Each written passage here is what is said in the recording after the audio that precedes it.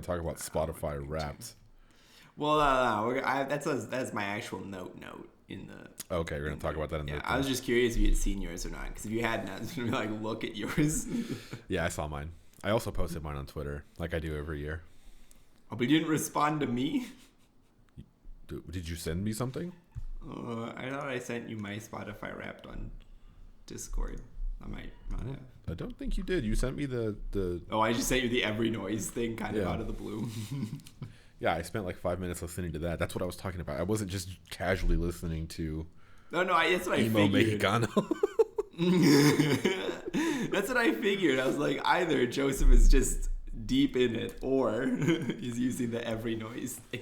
Yeah, it was pretty interesting. I also like how as you listen to them, it adds the little speaker so you can see which ones you've listened to. Kind of makes it like a game to listen to every shitty genre that no one's ever heard of.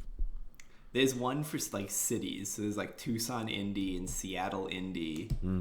There's Stuttgart indie in Germany, which was Yeah. okay, I guess.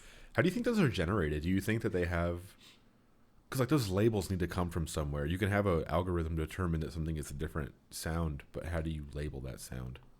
I think that Spotify just does that somewhere. Either they have an algorithm that does that, or somebody just sits down and they're like, here's a bunch of songs that are grouped together, come up with a name for it. I think it's the human thing. I mean, because how does a robot figure out the word rap?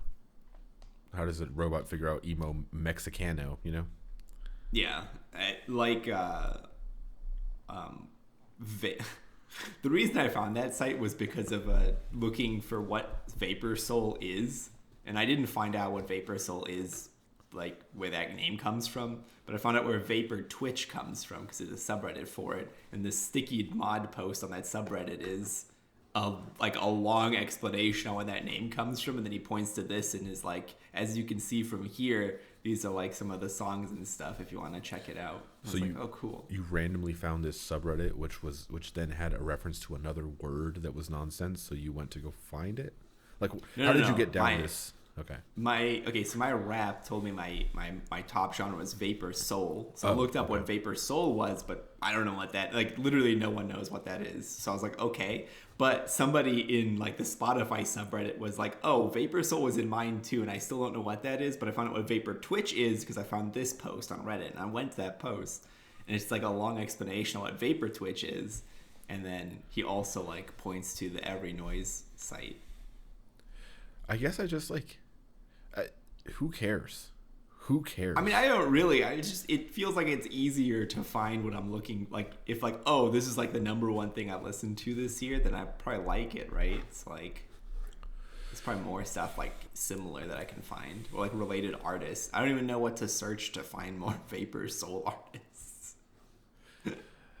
I guess my thing is, if there's that much granularity, is there much value in being able to find something that's either so specifically like it that it's probably too similar, you know what I mean? Instead of being kind of different enough but same enough, or is it inaccurate and it's kind of just music that has a certain type of like BPM? You know what I mean? What does that mean? What does it mean to be hip hop music? That is a good question. I can tell you that the dude on Vapor Twitch says that it's like any derivative from vaporwave. But then what is vaporwave? Vaporwave was like a thing that happened, I think, in the 2010s or something like that. It was basically like it's like a style of music that's like super, like, it's like the Outrun vibe, right? Kinda. No. Ephemeral? Well, I mean, a little, but ephemeral, yeah.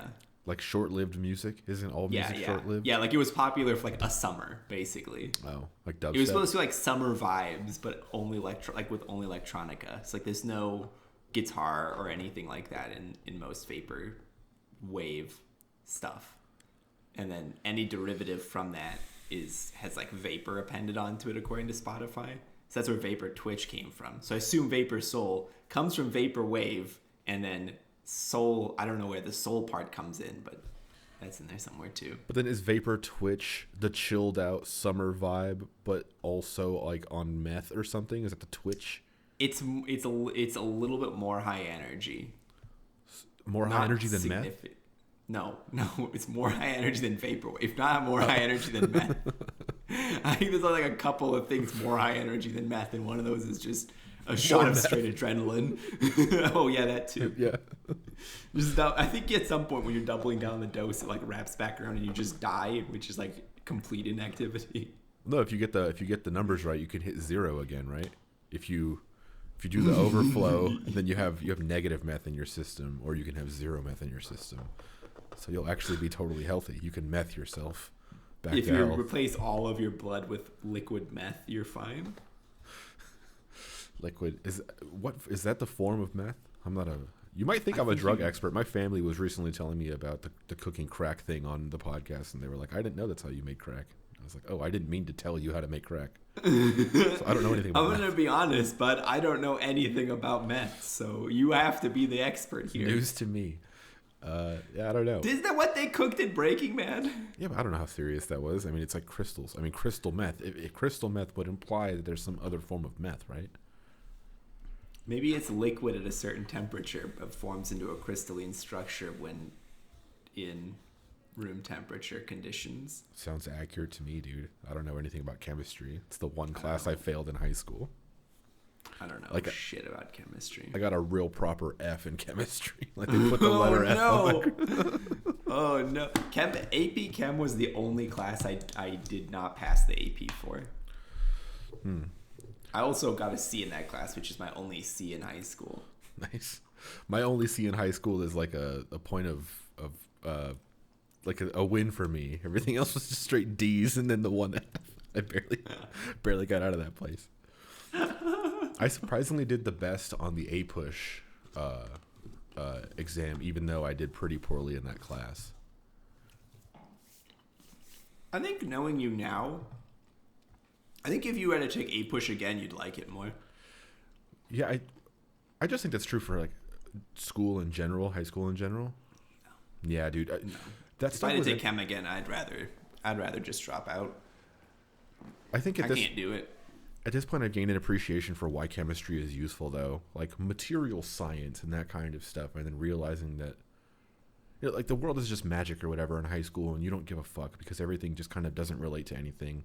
I think I've told you before. Have I told you about like on my first day of freshman year algebra in high school, the teacher was like, you're gonna have a lot of moments in this class where you think to yourself, and you probably might ask me, why do we have to learn this? And the answer is, you just have to. And it's just like, man, fuck you. Like, what a horrible way to teach something to somebody when you know that it's going to be challenging, and then you also say up front, I will not explain to you why you need to know this. So that mindset like really made it really hard to like understand math and all that kind of stuff. I didn't care. At this point, I have like world experience, so I understand why some things matter. So I think that's why just like school in general, I would care more. But yeah, specifically A-Push because USA chant. Yeah, I think you'd like A-Push and Gov again if you had to take them over. For sure, I'd like Gov. I did okay in Gov as a class, but I don't remember anything from it. Like, I still wouldn't say I know anything about the U.S. government system. My favorite branch is still the Supreme Court. I just think it's a neato. The branch is the judiciary. The Supreme Court is just the highest level of the judiciary. Thanks, Yazeed. Yeah, okay, you're right. You are right. But the Supreme Court and there's the circuit courts and there's something else below them. It's just all like federal courts or whatever. That's like the whole thing. Mm-hmm. But that's the judiciary. Yeah, that's my defense mechanism where I have like a correction to make, where I want to tell somebody that they're actually like doing whatever, but instead of just saying it, I have to put on my like fake asshole voice, like, actually, you stupid whatever, and like make it worse to make it better. You know what I mean? Mm-hmm. You're like ironically correcting me, but you're actually just correcting me. Yeah, I'm actually correcting you, but it's like, haha. It's basically that LOL at the end of the correction. The little tongue out face. Mm-hmm. Yeah. The colon P. Yeah. I don't know. I was talking to one of our friends who's working on taking the MCAT, the medical exam, and when he was giving me a rundown of the topics that the MCAT covers, one of them is chemistry, and I was like, it would take me years to get the base level of chemistry to pass that, like to even get like a couple answers right on that thing. What is it about chemistry that made it difficult for you? Because you majored in math, So to me, those two things are very related in how they're difficult. Okay, so at a certain point in math, I'm gonna say linear algebra, or either linear algebra or vector calculus. That's like the advancedness of arithmetic that I can do. Yeah. Above that, they're just like, all right, all that arithmetic doesn't matter. We're gonna teach you theory. We're gonna prove that real numbers exist and how like real numbers have properties of like why you can do addition in there. And then when you get to like probability and statistics, they're like, okay, like here's an example of like, with poker cards, like what's the probability of this? But we're gonna actually just don't care about that because that's like an actual like example. We're gonna care about like the theory of probability and like how that actually like happens. And like so at a certain point it just stops being arithmetic, whereas I don't think chemistry ever stops being arithmetic. Like you'll always be doing balancing equations. I think it's called like stochastic chemistry or whatever. Or stochastic equations or whatever. But yeah. Does that math get harder, or is it just because to me it sounds like you're doing? No, I'm just garbage at arithmetic, dude. Yeah, it seems like you're doing arithmetic, but with kind of fancy concepts on top. And so you're saying that you understand the fancy concepts over here with math, and chemistry is kind of like an applied thing of that, which I can't do. That's so wild to me because I'm terrible. I can tell you why you can add two numbers together, right? But I can't do it regular. Like I can't add any two numbers together, if that makes sense. Yeah, you're a math theorist. You're not a math doer. Yeah. You're more of a architect, not a construction worker. Someone gave you the number hammer, you couldn't get the work done, but you could theorize about all that shit. I think it's more like civil engineering than architecture. Yeah, I don't know how those roles break down. My point is, you don't know how to do that. Well, okay, so the reason I said it's like civil engineering is like a civil engineer will build a bridge or a road or a highway or whatever, right? Like that's like infrastructure. That's like the most basic thing you need to like have a society is like, infrastructure. And an architect takes that infrastructure and is like, and now we'll make a museum, or like now we'll make a pretty building. So I think that's like the main difference. I might be wrong on that though, but I don't know any civil engineers who are out here designing museums. I don't know. All I know is I don't know chemistry. I also don't know chemistry. No. How would you feel about retaking college physics again? I would not be excited. I wouldn't see. So like physics is cool because it's real in the same way that chemistry is. It's like the world operates on these systems or whatever. And I can appreciate that, and I can also appreciate the fact that I don't understand it and I don't really want to. You know what I mean? 9.81. That's the thing we talked about before. That's all I know about physics. Yes. I relate. I don't think I can do physics either. I know at some point physics becomes theoretical, but I don't think I have the ability to pass enough classes to get to that point. At some point, it does get theoretical, like on the last page of our physics exam. If the sun collapsed into a black hole, what's the radius of the black hole? We never covered it. I don't know how much the sun weighs. I don't know anything. We're over here dropping balls from different from different heights and measuring shit. You're asking us about black hole physics. We don't know. I have no clue, dude, how that ended up on that exam. There was that one exam before that where I think the class average was like a 19%, and I was really happy because I had a 24 or something. It's like, this is not the way this should be done. This doesn't feel correct. No, honestly, like somewhere along the line, they just realized that they can't teach physics, and at the U of they A, never tried to adjust that. At the U of A specifically, or just people? Yeah, at the U of A. I don't know if other colleges have the same problem, but at least the U of A, they just like cannot teach physics to save their ass. I just thought it was funny the way that you said that they can't teach physics. Like there's some big big moves out there trying to get the physics education. I mean, I imagine a lot of physics classes are like that though, where like people are taking physics and they're just getting blasted because no one can do. Like it's hard to teach physics probably. I don't know. I imagine it's more difficult to teach physics than it is to teach a history class. I don't know. I think it might be hard to teach things when maybe you get frustrated with the way that people are learning them or something. Because like our physics teacher in college specifically felt like a lot of our teachers in college felt like people who liked the subject matter, but they liked applying it in their own way, and they were teaching because they had to. Mm-hmm. And so if you're teaching because you have to, you're probably not teaching people in a way that, like, you're not being patient, you're not being realistic with whatever, because it's just like, fuck you, I know this, learn this. Which I totally feel like, that, but it's like they forgot the part where they had to learn it, and they're just the point where they know it. It's like, well, how did you get the knowledge? Right. I like at one point we were talking about elastic and inelastic collisions, and he was like, go spend some time in a pool hall. You'll figure it all out. And I was like, I've played pool. I don't think it's going to help me. Right. And it's because in his head, he understands the kind of framework behind that stuff. And he's saying, yeah, the pool hall will like reapply these fundamentals for your head so you understand them. But it's like, you never taught me the fundamentals. You told me to go play pool and that the test is next week.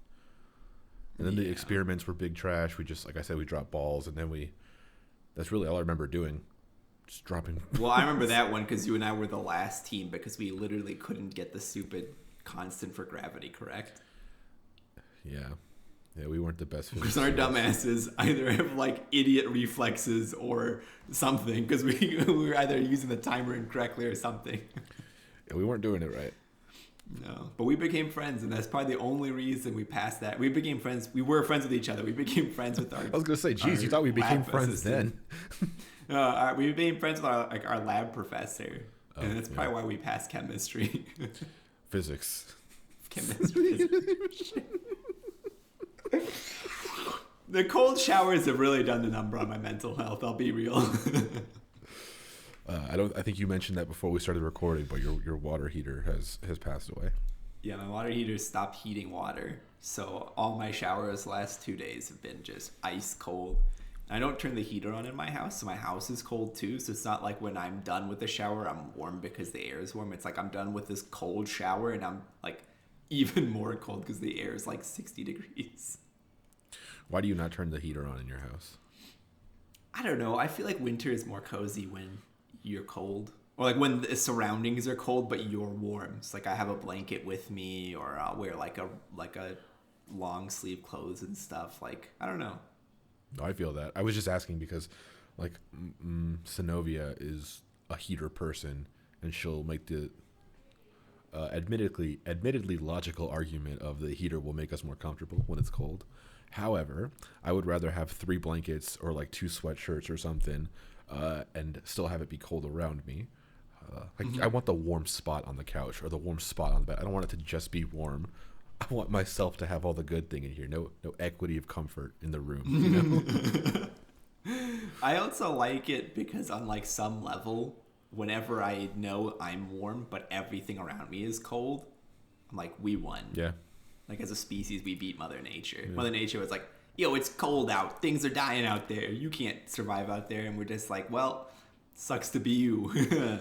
I'm totally warm. Sorry, fruit tree. Where's your mink coat? You fucking plebe. Actually, all my coats are made from synthetic material because they're mostly made for hiking and outdoor activities. And you don't have a mink? No, I don't know a mink. News to me. Really surprising me today, Yazeed. But I was thinking about this because my dog has a double. All right, I did a lot of research on this because I didn't know if my dog had a double coat or a single coat, but she was shedding a ton. So I was like, well, I gotta look this up. She has a double coat because when she sheds, there's 2 different kinds of hairs. There's what's called guard hairs, which are like thicker, more coarse, and they're protection from like wind and sun and rain. And then her like inner coat, which is like downy and soft. And I was like, I have enough hair here to make like a down jacket for myself. Not that I would, because that seems like an insane amount of effort, but I did have enough. And it's also super gross when you show up to the Starbucks and someone's like, I love that coat. What is this? You're like, oh, it's my dog.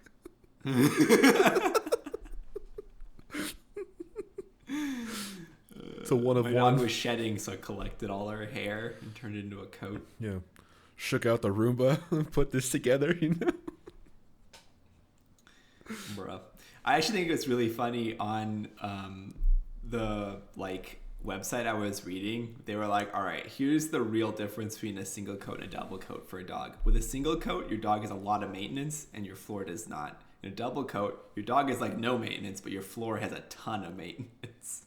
And let me tell you, my floor has had a ton of maintenance because so much dog hair everywhere. Yeah.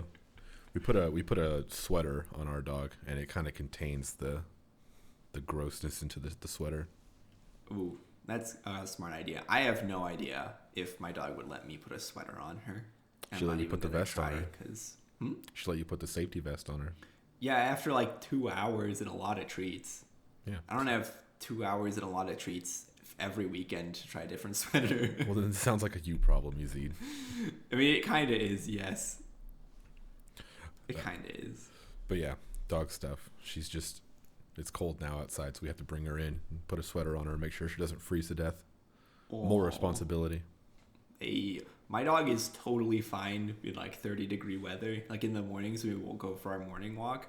Like standing still when it's like 30 degrees out is awful because it's just like you aren't moving anymore, so your body starts to lose heat. Mm-hmm. My dog is just straight up just chilling and sniffing around. I'm like, you better get your ass moving. I'm freezing out here. Once you get your dog fur coat, you'll be comfy out there, though. That's right. Oh my God, I have to tell you this joke because everyone else I've told it to, they don't appreciate it. So I really hope you do. No pressure. I was going to say you're putting pressure on. I am putting pressure on you. Okay, so on Monday or Tuesday, I had to go to the dentist. And because the dentist is like near my mom, I have to get up crazy early to take my dog on a walk. So I woke up at 5 a.m. on that morning to take my dog on our hour-and-a-half walk so that I could get back and shower, drop her off at my mom's house, go to the dentist, then come back and like work for my mom's house, right? So that's my morning for that morning. The sun doesn't rise here until like 7:20. Yeah. So it's like this whole morning I've done like 2 hours, 2.5 hours or whatever of like activity. And as I was driving to my mom's house, the sun finally peeked over the mountain and I said out loud, "Oh, nice of you to finally join us." And only me and my dog were there. And I started laughing and my dog was just chilling. Do you think she was supposed to laugh too? Like, what was your expectation there? Nothing. I didn't expect her to react to it, but I've been telling other people this story and no one cares. I feel like I get that though. See, I do this thing where I start talking to myself when I'm super happy. Like when the vibe is very correct, which happens maybe once every couple months, to be honest. But like, there's just something super right about the energy of the day and like whatever's happening. So it's like, fuck yeah, I'm gonna talk to myself. I'm gonna make corny ass jokes to me and my dog, you know, and it just feels right. So I respect it. I don't not care, you know. I respect it. Hey, hell yeah, yeah. That really cracked me up when I told my mom that. She was just like, "You spoke to yourself," and I was like, "Yeah." Sometimes you gotta. She's like, "That's kind of weird, bro." Yeah. I spent some time yesterday hanging out with my Nino, who is kind of like he's got some health stuff or whatever, so he doesn't get out a lot. And he was just talking about how he's in the house all day, so whenever he goes out and talks to anybody, he's got to like put on a show because he's like the funniest dude ever, and he's constantly just telling stories or whatever. And yesterday he was just going and everybody was cracking up. And I don't know. He was just like, "Oh, I'm in the house all day. I'm talking to myself. I gotta like do this or whatever." So I kind of get that. You were putting on the show, you know, for yourself, I guess. That's funny. Yeah. Yeah, I don't know. It felt right in that moment to make a joke at the sun's expense. Like, man, you've been slacking, all right? I've been up for hours. I went on a walk with no sun in the dark. Also, interesting thing I found is more people in my area go for a run at 5 o'clock in the morning than they do at 7 a.m. I don't know why, but Jesus, there were like 50 people out for a run, and I was just like trudging in the cold, like, you are moving so fast. A lot of people like to be up early, though. I think especially people who exercise like that, they try to get ahead of the day, you know? Unlike you, your bum ass waking up at 6 a.m. or whatever. 7? You wake up at 7, hour and a half Even of worse. walkies. This you can get 8 hours of sleep, going to bed at 11. Do you even have a career? You know what I mean? What are you doing with your life? I get 8 hours of sleep every night, son. The days where I only get like 7, I feel it in the morning when I wake up and I roll out of bed. I'm just like, oh, my body's still stiff. Yeah, I don't get that. I wake up feeling like shit every day of my life. Doesn't matter what I do. So that's how I'm living. I'm so sorry. It's all good. Just smiling through it, you know? Everything is fine. I was thinking about that of like, I was talking to somebody else, and they were saying that like when they were in college, they just went a whole winter with no hot water, and they never called anyone to fix it or anything like that. Like their water heater also had, and they just never went to fix it. And I was like, why? And they were just like, I was in college. And I definitely feel like to some extent you're living that like a college boy life still, where you just accept that everything's garbage.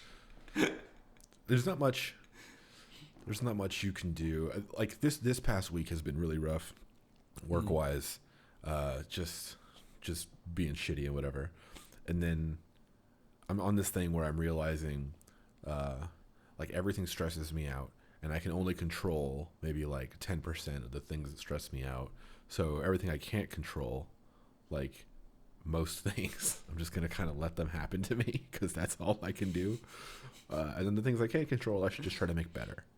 So it's like this thing of, yeah, like smiling through it. Like, yeah, fuck yeah, everything's terrible. Oh, you know? What's an example of something that stresses you out that you can control? That I can control?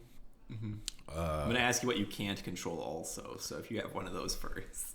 I think the amount of games that I have to play, like the amount of fun that I want to have, the amount of books and the amount of movies, the amount of games and things that I want to enjoy for leisure time and kind of stories I want to experience and stuff. Like all these things that overwhelm me. So I decide to be overwhelmed by it when in reality I'm getting stressed out because I'm trying to manage my fun. My abundance of fun, which is stupid as fuck to complain about. So it's something I can control.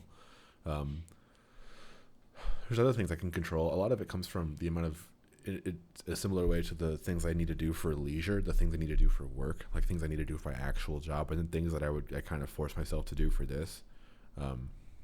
Like this week, I really didn't want to do anything, but I forced myself to do that stuff because I would feel better, less stressed out if I didn't, because the stress of showing up and being like, yeah, I didn't do shit.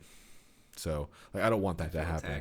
Yeah, my name's Yazeed. I smell weird and I didn't do shit this week. I don't smell weird. I took a shower, damn it. Just joking. But yeah, that kind of stuff, like just controlling my efforts basically and my attention are things I can control. Oh, okay. I got you. Homegames therapy hour. No, I think it's interesting because I think last week or the week before you said that you have like when you first got into PC gaming, you just collected as many games as you could. Yeah. And then it has stressed you out since then. Yeah. You've been involved in PC gaming now for a couple of years. 7 since 2013. So this man's just been riding a stress level of too high based on how many games he's had for 7 years. Well, it's not like it started at 100% or whatever. It's that it crept up because it would be this thing of, because in 2013 I had a job on campus, like a work study job, and I was making minimum wage for like 2 years there. But I had money because I didn't really have expenses. I still lived with my mom on campus, or not on campus, the whole time I was in school. Your mom lived on campus. My mom lived on campus, yeah. So I was able to kind of just have money basically for the first time in my life, even though it wasn't a whole lot. So I would buy sneakers and then video games. And then it was this thing of, well, I used to plan out every game I wanted that year. It would be, well, once E3 happens, I would get the release date of everything and be like, well, I need to get that, and plan basically my entire year. And everything was obviously a big purchase because $60 is a lot of money. And so it was this thing of, oh, I have money now and I can kind of just buy games and not have to think too much about my time that I would actually spend playing these games. It's just buying games. And that mindset shift of, well, yeah, I have 50 games that I need to, that I don't need to play, but I probably should play and want to play. But this game is on sale for 80% off. This game is available for whatever, this deal or this free weekend, and this game is actually really fun, so I'm going to play this. And then you buy it, you play it for an hour, you never play it again, like Astroneer or whatever, those other games, like where I would just play with Tynan get like dummy faded, and then zone out, play the game that night, and then never do it again. And it was this thing of just playing the games and or buying the games and kind of just adding them to this collection and being like, one day I'll have fun. One day I'll enjoy these. And then here I am, just like a broken man with a huge game collection, you know? Everything's fine.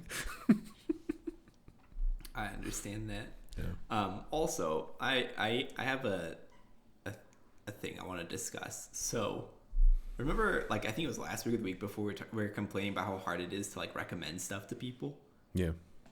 So, I ordered Postmates a couple days First ago. mistake. And really? Fuck Postmates. Go ahead. Sorry. Didn't mean to really? Yeah. Do you not like them, or is there... No, sorry, didn't mean to interrupt your... Okay. Finish your story. I'll tell you. I ordered from this Chinese place that I'd never tried before, and when the Postmates person delivered my food, they were like, oh my god, you're gonna love it. It's so good. It's the best Chinese place in town. And I was like, oh, hype, dude. It was okay. Which, based on like how high my expectations were, I felt like it was bad in comparison. Because I was like, when it was the best Chinese place in town, I was like, oh snap, this is gonna be like bomb. And then I ate it and I was like, this is fine.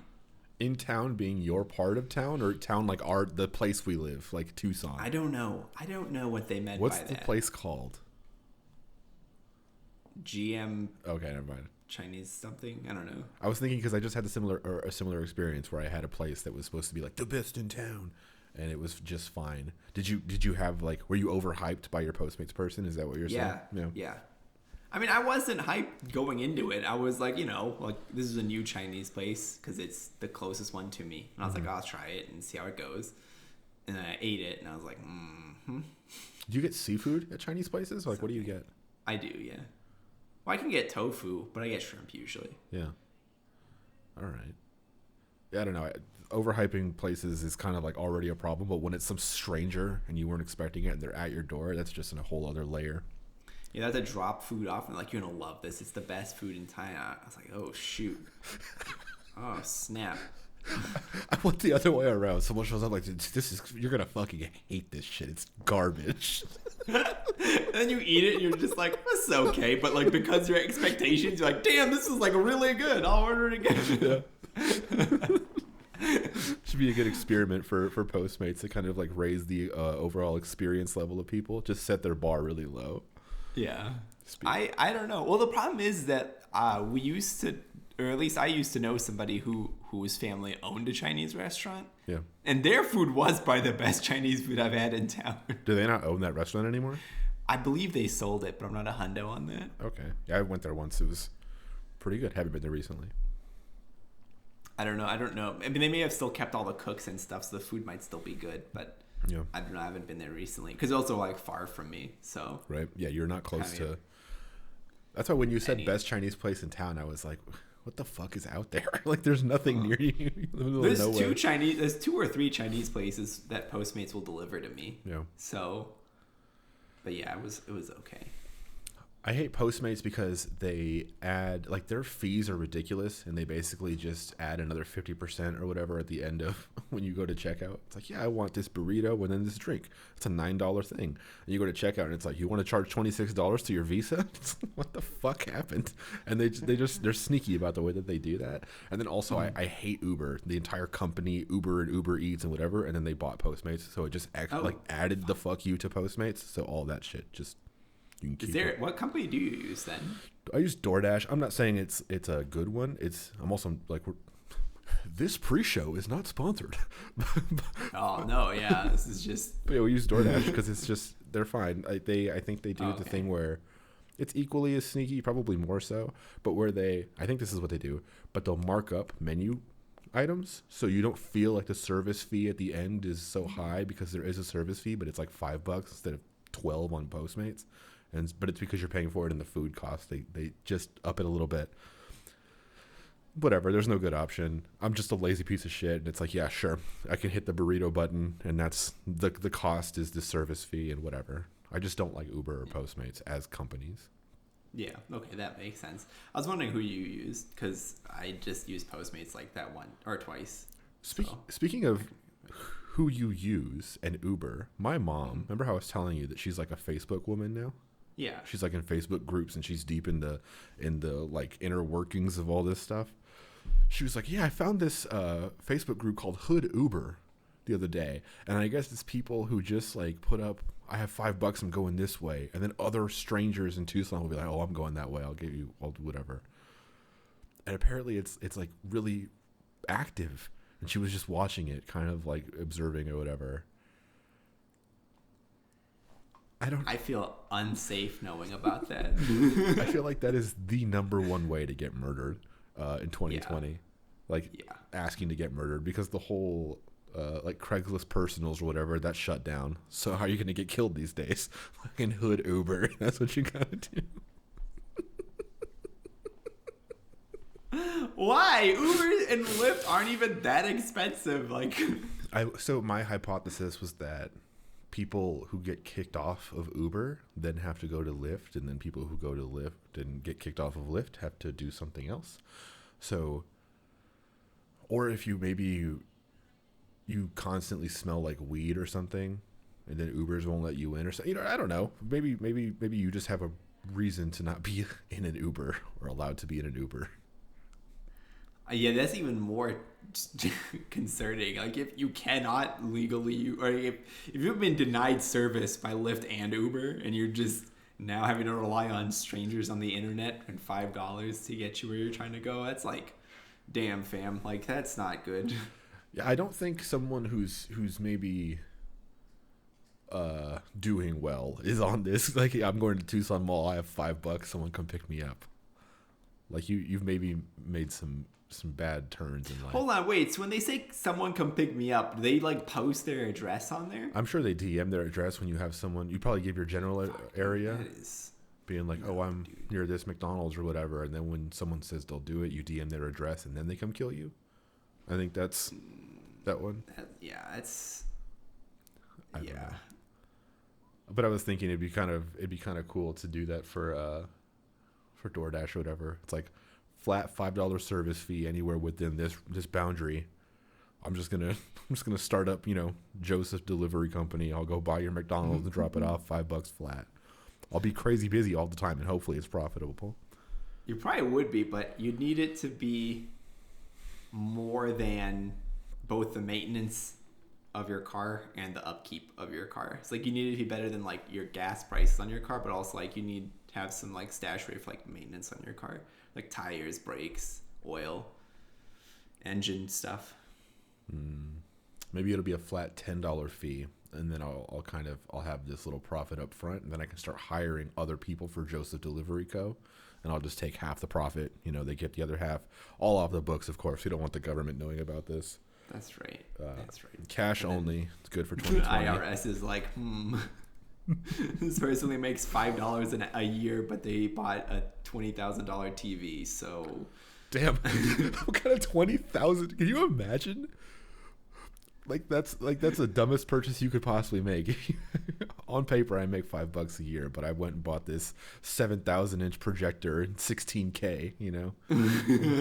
I bought a movie theater. Probably not very expensive at this point, aren't they all? Like, basically going out of business. They are, but the property value is probably still high.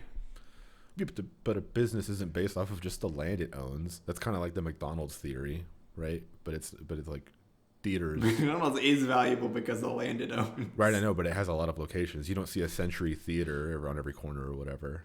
No, you don't. But they're usually placed in like shopping centers. So I'm sure like people like Walmart or Target would want to buy them out.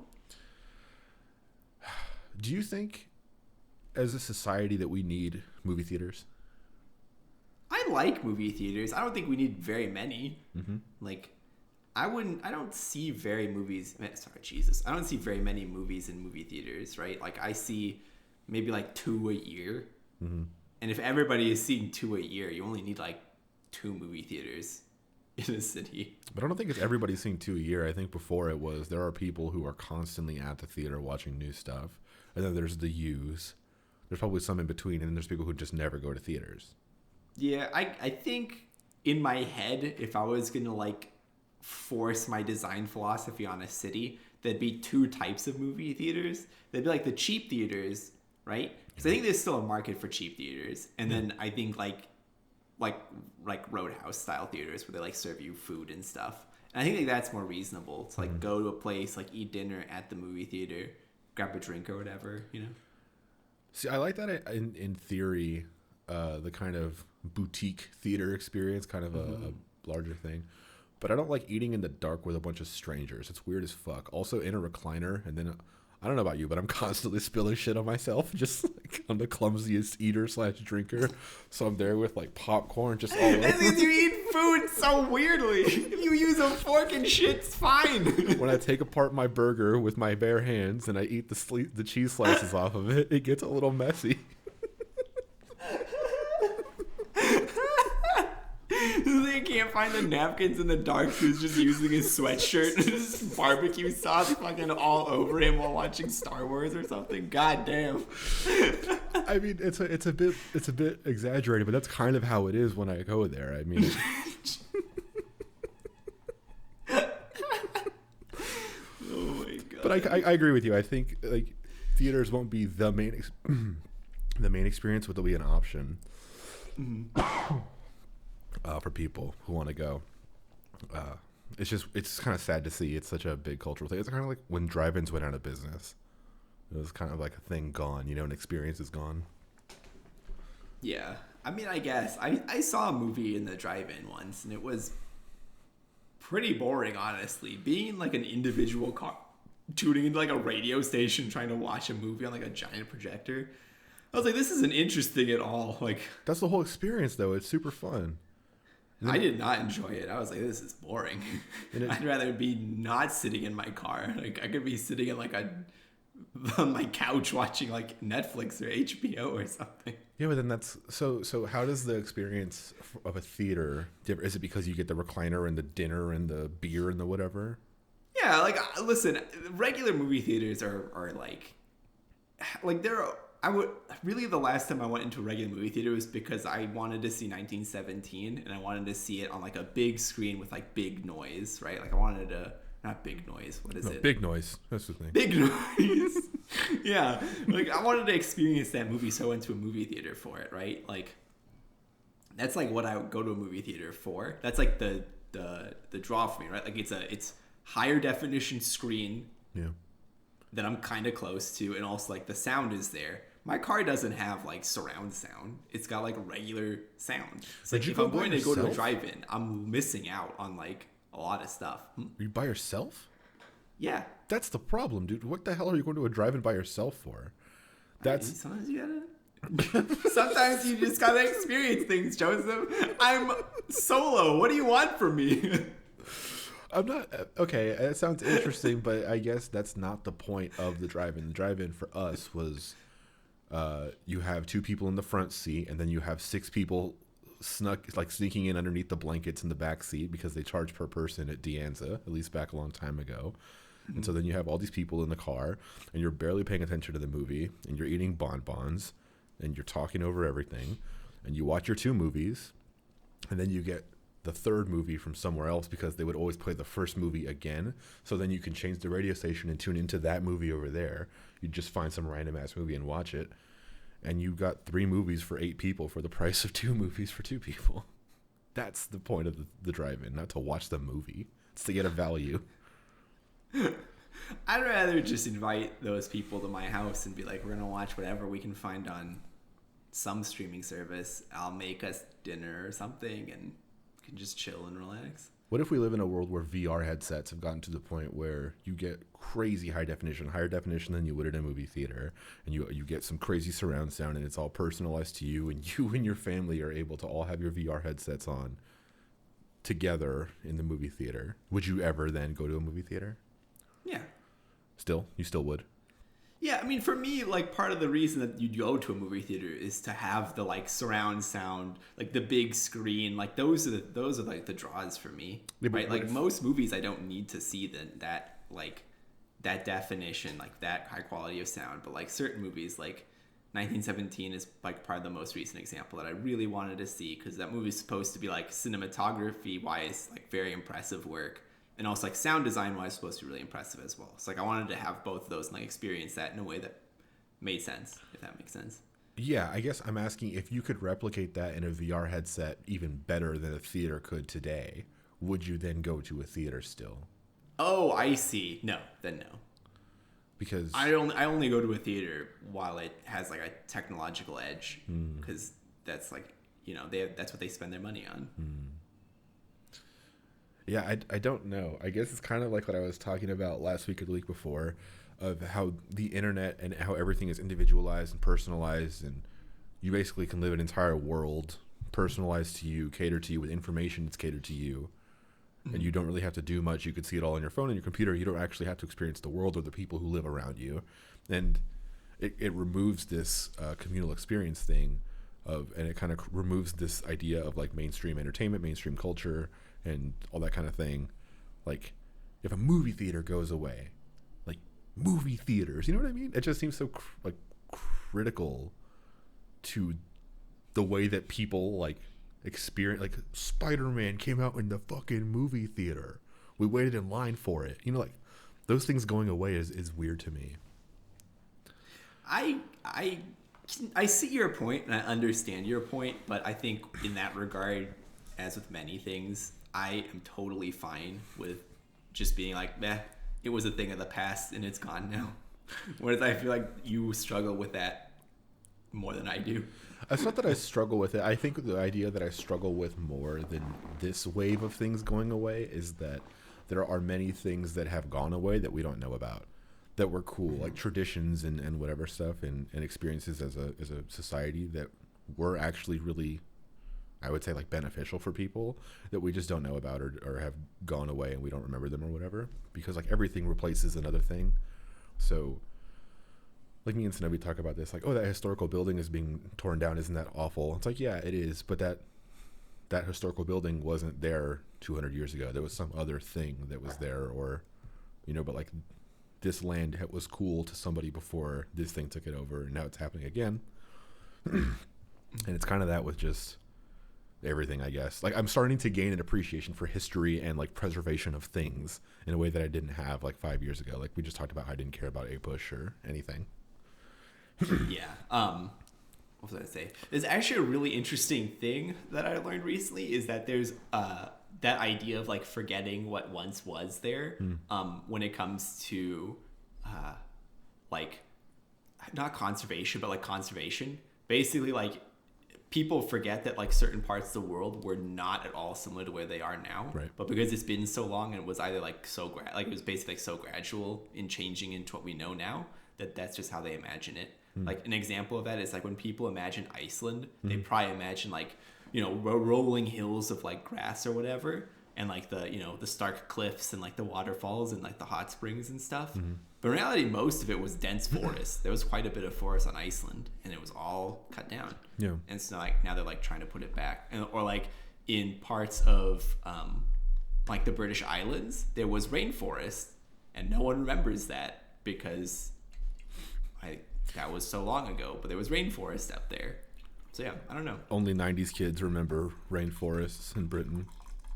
I mean, that would have been probably like by the 1600s, there was no rainforest in the British Islands. Yeah, I meant 1590s. Oh, I see what you Only mean. 1590s kids remember this. It might have been before that too. I don't remember when that went away, but yeah, it's like, I think that's interesting of like this idea that we get so used to something that we forget what came before it. Yes. Yeah. But at the same time, for me, it's very much like, well, you know, like for the conservation side of things, I'm like, well, that sucks. Like, wouldn't it be cool to see what the rainforest was like in the British Islands? Like, what kind of animals live there and stuff. But in other things, like a historic building, I'm like, I never cared anyway. I never cared when it was up. It doesn't matter to me that it's down. Yeah. Yeah, I guess to someone who cares about, okay, I guess to take a step back, do you care at all about like preservation of computer history or like technological history? I think that the people who did it should be remembered. So like I think we should remember like Turing for example. Or like I think we should remember that dude who invented like the video game cartridge, because that's what made video games like personal ownable, right? Like those people should be remembered and like the things that they did, but I don't think like everything needs to be remembered. Like I think it's totally fine if we forget about Netscape. Or Netscape was huge though. I think it's maybe, I mean, you're giving an example. I get what you're saying. Not every. Yeah, I don't know an example off the top of my head that was like a minor thing. Yeah. That like. But that stuff is so. It's part of a very. It's a part of a history of a thing that's very important to us today, which is searching online. Like Googling something is something that as a culture, like not even as a culture, as a people, just human beings, like anybody that can access Google stuff to just find information. And it's the way people learn. It's the way people discover things. It's changed like industries and businesses, and it's a whole thing. And Alta Vista is a thing on that path. Like and to some extent, everything is important on that path of getting Google to where it is today. And there's some bar that's very invisible. It's hard to say where it is, but if this stuff is not important, like what Alan Turing had for breakfast on the day he created the first whatever, like Turing test, like no one cares. But you do need to have the correct amount of background, in my opinion, for everything, like as much as possible, except for what doesn't matter. Yeah, I agree with that. Like I think like, what kind of food he ate probably didn't make a difference, but like who he was as a person probably did, right? Like that stuff is important. Like the fact that like what he did when he basically took computers and broke what was considered unbreakable code, which had huge impacts in a massive war and stuff like that. Like that's all crazy and like interesting. And like the fact that like what happens after that, where he's basically like shunned from society. Like, I think that's important to know too. Like, hey, sometimes it's like we were kind of animals back then. Yeah. I think that's like important to know too. But yeah, I agree with that. I use Netscape as an example, and I think that was like a poor example. Maybe like. Yeah, that's a good question. Maybe like Quake. Like okay, it's like Quake 1, huge game, massively important for shooters and online games. Quake 2, probably don't really need to, remember always, right? Like Quake 2 didn't push the boundaries as much as Quake 1, for example. Would you say remember, do you mean on an individual level to like keep it at the front of their brain, or do you mean like what do you mean? I'm thinking like if I was going to write a history textbook about like video game history, Quake 1 would be in there, but Quake 2 would not. Got it. Yeah. But in the somewhere in some history book on some kind of more granular level, Doom or Quake 2 should be documented. Probably it would be, yeah. Like if you were writing a history book on like arena shooters, yeah, you'd probably be like, here's Quake 1, which was like the first one, and Quake 2 like, made these changes, which made arena shooters like more popular in this way. And then we get, like we keep moving down the line until we get to like, I guess, Open Arena or whatever. It was the last one that came out. Well, Open Arena I think it was actually a new Quake, so. Yeah, I think Open Arena was people making Quake, but like open source. That's what the whole Open Arena thing was. Something like that. Yeah. I don't know, man. It's the whole thing of history of like, I didn't give a shit until I realized I very much give a shit, because history is like actually super important. And like what you said about how the way people treated Alan Turing after everything, and because people were monsters, is because people are monsters. And like understanding, I don't want to have the whole conversation about like political stuff, but basically it's the whole understanding the way that people used to be throughout history shows you the way that people kind of are, like kind of as this fundamental truth. Even though people are nicer or whatever the fuck today, people are still people like that, and it's kind of this thing of just understanding, even if it's not about a Turing machine or anything like that, just understanding kind of human nature and the way that people are is valuable. And all people are evil. That's I'm just joking. I disagree with that premise, but yeah, I mean, I think it's important to like know that just from like hey, like that guy was super important, and we treated him like garbage. Like maybe we should, look at ourselves and say like, hey, like we shouldn't have prejudice in that way anymore, because it really. Like, I wonder, like, what else he could have done, right? Like, what else could he have done? He was a brilliant dude. And, yeah, it's like, he was basically, like, pushed out of like, everything. Like, no one knew his name.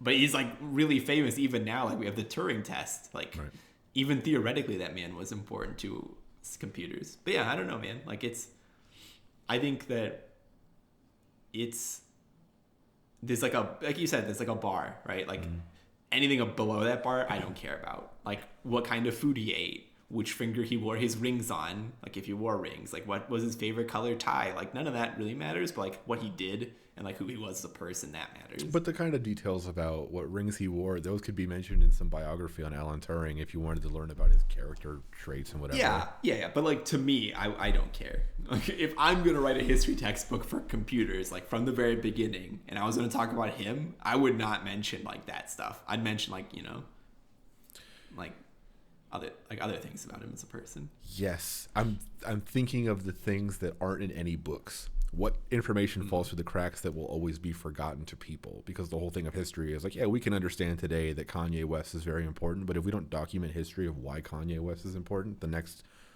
like, people in 100 years won't understand why we cared so much about him. Like, we need to document things for people down the road, not really so much for us. Because obviously Kanye is the fucking GOAT. We need to tell somebody in 100 years, you know? I wonder how rap is going to change in 100 years. Yeah, it's very tough to answer, because if you just look at that thing that you sent me, the every genre thing, if you go to rap, it'll play, or I think it's hip hop. Like, what is the hip hop song according to Spotify's algorithm or whatever it was? And it was Can I Kick It by A Tribe Called Quest, the one that samples Take a Walk on the Wild Side. I think that's what it was. Anyway, yeah, it's like that is a very core, essential hip-hop song. And hip-hop has obviously evolved to this point now of people singing squeaky voices about AR-15s and lean. You know what I mean? It's like a whole different thing, but it's only been 40 years or 45 years or so since hip-hop was a thing, like, created. And so 100 years from now, it can be a abstract idea. You know, like, hip-hop doesn't exist. It's all the friends we made along the way was the real hip hop, you know? Jesus. Yes. I understand. Yeah. I don't know. It's hard to trace that stuff. Even in the past 5-10 years, hip hop has changed so much to the point where, like, I was talking to my cousin yesterday and he asked me my top 5 rappers. He's very young. He's like 10. And I realized he doesn't know who DMX is. And it puts me in this camp of like old people, but DMX was new to people when it was, you know, whatever, NWA and stuff. It's crazy hearing someone be like, DMX, who, like, literally, who is that? Someone old enough to speak. You were like, I'm only playing a song. I blew up my friend's speakers in his car once, scared the bejesus out of him. Yeah, this barking made my friend almost shit himself. But yeah, I played him Rough Riders Anthem, and he was like, oh, I know this from Fast and Furious or something. I was like, okay, cool, that's fine. You know, like, I know a lot of classic songs because they were in commercials or whatever else, as long as you're exposed to them. But the thing is, like, DMX is a legend. He should be considered in kind of the overall mind space of people who like hip-hop. Like, he should be a thing there, the same way that, like, Jay-Z should. You know what I mean? Yes, I actually didn't know DMX was that big of a deal. I thought he was just there. Well, it's sad the way that it is now. I think the way that people view him today is maybe not representative of what they should be, like, or maybe they're not taking into consideration the history. Basically, he's like drugged out now, and it's just a sad story, but he made what he made, and he impacted music the way he did. Like, he has so many hits. You can't just forget him, you know? But whatever. He's a big deal. Oh, okay. Yeah, I mean, listen, I don't know much about hip-hop. I know a couple of songs by him, and I know a little bit about A Tribe Called Quest and a little bit about Wu-Tang Clan. Yeah. And that's pretty much it. Well, yeah, I guess I'm not trying to talk shit about you. I'm saying the fact that you know that who these people are makes them a big deal. The fact that you don't maybe know who, like, NLE Choppa is quite yet isn't really that big of a deal, but you know certain kind of big names, and it's because they've kind of evolved past the little niche of following the genre, you know? Mm-hmm. Like, I know who Arctic Monkeys are because I've seen their records at Zia before, because I just know those things and I've heard their name. I couldn't name a song.